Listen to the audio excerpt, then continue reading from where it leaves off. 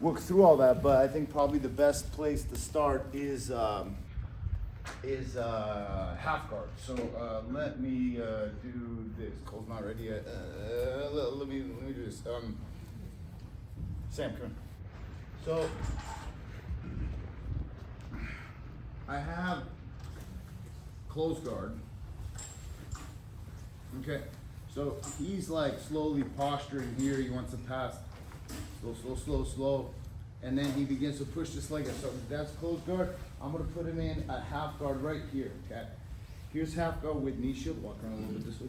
And the knee down. Half guard knee shield. Okay, and half guard with no knee shield and an underhook right here. Okay, this whole concept of underhook has to be like something that you guys begin to develop immediately. I was taught this, like one of the first things I was taught was half guard for some reason, because I learned from, in the beginning of my jiu-jitsu so-called journey, was what do you call it? I learned from a wrestler. So I have a half guard underhook, and I'm gonna force him to break the posture here with my right hand pushing on his knee, okay? Because what I want to do is I want to sink that underhook even deeper. It's hard for him to posture back up, okay?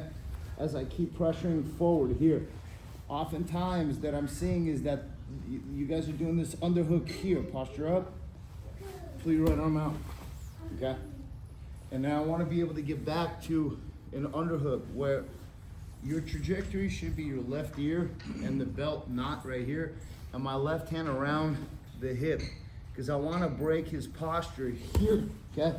And I want to take this stability leg and control it, because in order for him to posture it back up, at least he's got to bring this knee underneath and then bring it up, and I want to keep pushing that knee out, okay? I'm pushing it out and beginning to break his posture so I can switch my legs here, okay? And I can begin to come out the back and then begin to already establish pass and do what's called like wrestle up, okay? So that half guard is very important, but what I need you guys to practice is getting small on the bottom. So we're gonna go half guard here. So I have one leg here, okay? And I have the bottom leg, okay? I need to get my left arm as much around this hip as possible here, okay? I also have to recognize what his counter is. If he's got what's called a wizard, where he's got an overhook and I have an underhook, okay? What I'm gonna do is, I'm gonna pull him on top of me here, and I'm gonna pinch my elbow, and I'm able to roll him this way because he gets his arm trapped if you can basically jam up his wizard, okay? But whenever you get a half guard here, I wanna get small, okay? Maybe underhook here, and notice how deep my underhook is. I have an underhook on his leg, okay? I'm controlling his leg here, but I cannot let him dig his underhook in, because now I'm gonna get flattened out and it sucks. So I'm gonna come up here, and I wanna be small, so I can get even here, okay? Where I can begin to already come up in a single leg fashion here, okay? Maybe I can even get here, maybe knee bar him here, all right? But the point is that your basic fundamental position for half guard should be, here's half guard, and the underhook is here. Now, I've seen some try to improvise with an underhook, and they do this, but this is not an underhook, okay? This is getting buried down deep under, okay? And then you're gonna get past. The underhook is on the opposite side. If I'm on the right side, my left side is the underhook. I cannot let him dig the underhook in. If I do, frame it, get the underhook, and I get to come up, so I'm coming around the back, okay? And now from here, a little bit this way, a little bit. Small movements, small. Yes. I want my right hand on his knee. So as I begin to break his posture, I'm gonna push that knee out right there. You see how it breaks the posture right here? Okay? And now, from here, I'm applying a lot of shoulder pressure as I'm coming around that corner, and I'm bringing my leg out, and I can potentially wrestle up, okay? So first thing what we're gonna do get on your side. Your partner's gonna have both legs, both knees on the mat, and you're gonna frame and you're gonna look.